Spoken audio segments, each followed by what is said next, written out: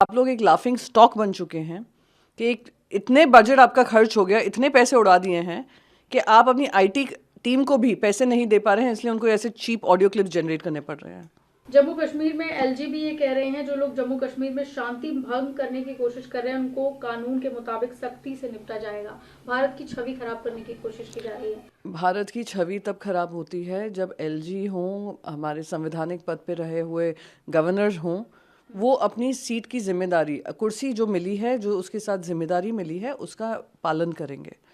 जिस तरीके से बार बार वादा जम्मू और कश्मीर की जनता को किया गया और जम्मू और कश्मीर के हितों के खिलाफ काम हुआ है, अभी भी स्टेटहुड बहाल करने के लिए वो जो आतुरता होनी चाहिए, क्योंकि सुप्रीम कोर्ट ने भी उनको कहा है, वो नहीं दिखाई दे रहा है। तो अगर दूसरों के ऊपर टीका टिप्पणी करने की बजाय अगर सही मायने में जम्मू और कश्मीर की विकास और प्रगति को देखेंगे तो उसको स्टेटहुड बहाल करेंगे। कनाडा की एक मीडिया रिपोर्ट में ये कहा गया है कि निर्झर की हत्या के बारे में पीएम मोदी जानते थे। अब ये कनाडा की ये हालत हो गई है कि पूरी दुनिया उनसे विश्वास खो बैठी है, कनेडियन लीडरशिप पे विश्वास खो बैठी है। यहाँ तक कि कनेडियन प्राइम मिनिस्टर का विश्वास उनकी खुद के पार्टी लीडर्स में नहीं है। तो आए दिन एक नया आरोप बनाते हैं, आए दिन एक नई साजिश करते हैं। वो इसलिए कर रहे हैं क्योंकि उनको कहीं ना कहीं लगता है जो एंटी इंडिया थॉट प्रोसेस रखने वाले कनाडा में बैठे हैं, वो उन पे विश्वास जताकर उनको वापस सरकार में बना देंगे। वो उनकी डोमेस्टिक पॉलिटिक्स है और मैं नहीं मानती हूँ इस पर हमें ज़्यादा टीका टिप्पणी करनी चाहिए, क्योंकि हमारे राष्ट्र में जो भी हुआ है law and order and international law and order and rules and regulations के मुताबिक हुआ है। आरोप लगाए हैं गौतम अडानी ग्रीन ने इस पर कहा है, संयुक्त राज्य अमेरिका के न्याय विभाग और संयुक्त राज्य अमेरिका के प्रतिभूति विनिमय आयोग ने हमारे बोर्ड के सदस्य गौतम अडानी सागर अडानी के खिलाफ न्यूयॉर्क में पूर्वी जिले के लिए संयुक्त राज्य अमेरिका के जिले न्यायालय में ये सब अपराध।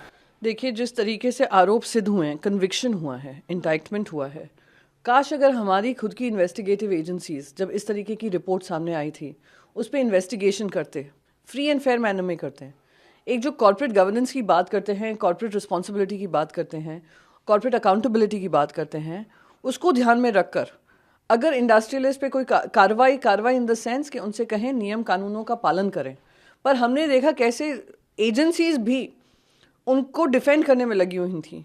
सेबी आज तक उन पे आरोप नहीं सिद्ध कर पाई है, बल्कि दूसरे कोर्ट्स में वो आरोप सिद्ध हो गए हैं।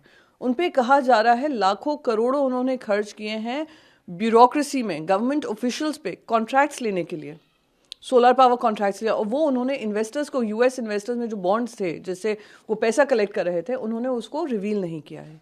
ये अगर अडानी पे इस तरीके के गंभीर आरोप लगते हैं और इंडाइटमेंट होता है, ये हमारे देश के लिए, देश की क्रेडिबिलिटी के ऊपर प्रश्न चिन्ह उठता है।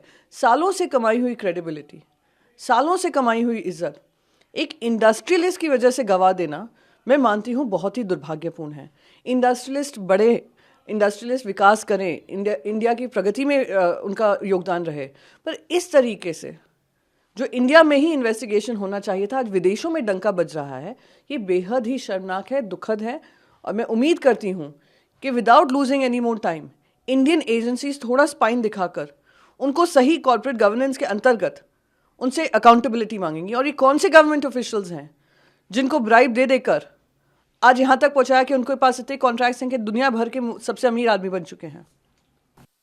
राजस्व मंत्री ने ये बताया कि मामला 2009 का है। पिछली सरकार ने कुछ ऐसे फैसले लिए थे भाजपा कार्यकाल में जिसकी वजह से ये स्थिति पैदा हुई है। जी देखिए, जो मैं मुख्यमंत्री जी की बात सुन रही थी, उन्होंने कहा कि ये काफ़ी सालों से चलता हुआ केस है। ये केस इसका नहीं है कि हिमाचल प्रदेश सरकार पैसे नहीं दे पा रही है, ये केस इसका है क्योंकि डिस्प्यूट पेमेंट के ऊपर है कि क्या अमाउंट पेएबल है, और वो काफ़ी सालों से कोर्ट्स में चल रहा है। ये भारतीय जनता पार्टी के समय पे हुआ है, और मैं इस पे भारतीय जनता पार्टी बनाम कांग्रेस नहीं करना चाहूँगी, पर बीजेपी क्योंकि उनकी आदत पड़ गई है कि समोसा से लेकर कोर्ट के ऑर्डर्स को लेकर राजनीति करते हैं, तो उनको ये ध्यान रखना ज़रूरी है कि ये हिमाचल प्रदेश की जिम्मेदारी को ध्यान में रखते हुए वो इस पर बातचीत करें या राजनीतिक पॉइंट स्कोरिंग करने की कोशिश करें। ये सालों से चला हुआ मामला है, हर सरकारें करती आई हैं और उसमें साथ देंगे, रादर देन इस पर राजनीति करेंगे। महाराष्ट्र में अभी चुनाव हो चुके हैं, झारखंड में भी अब नतीजों का इंतजार है, लेकिन एग्जिट पोल बता रहे हैं कि बीजेपी के पक्ष में सरकारें बन रही हैं। देखिए, सारे एग्जिट पोल्स जब से काफ़ी सालों से जो आ रहे हैं, हर जनरल इलेक्शन में फेल हुए हैं। ये एग्जिट पोल्स फिक्स्ड मैचेस हैं। ये एग्जिट पोल्स स्कैम कराते हैं, स्टॉक मार्केट में निवेश बढ़वाते हैं, प्रॉफिट बुकिंग कराते हैं, और जो रिटेल इन्वेस्टर है उनके लिए लॉसेस कराते हैं। ये सारा मैन्युपुलेटेड गेम चल रहा है, जो हमने लोकसभा चुनाव में बोला था। 400 पार कर एग्जिट पोल्स दिखा रहे थे, 240 पे भारतीय जनता पार्टी आई। फिर हमने हरियाणा में भी देखा वही माहौल।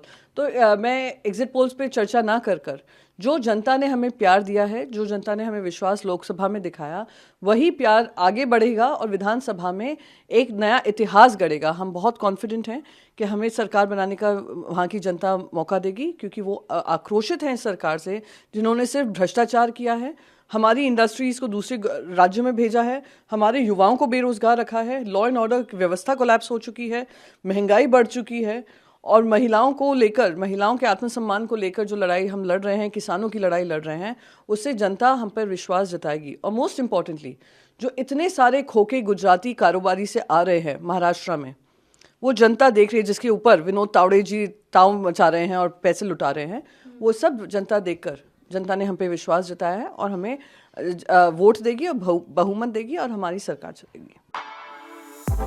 For exclusive and insightful videos, subscribe to our new channel ABP Live Premium.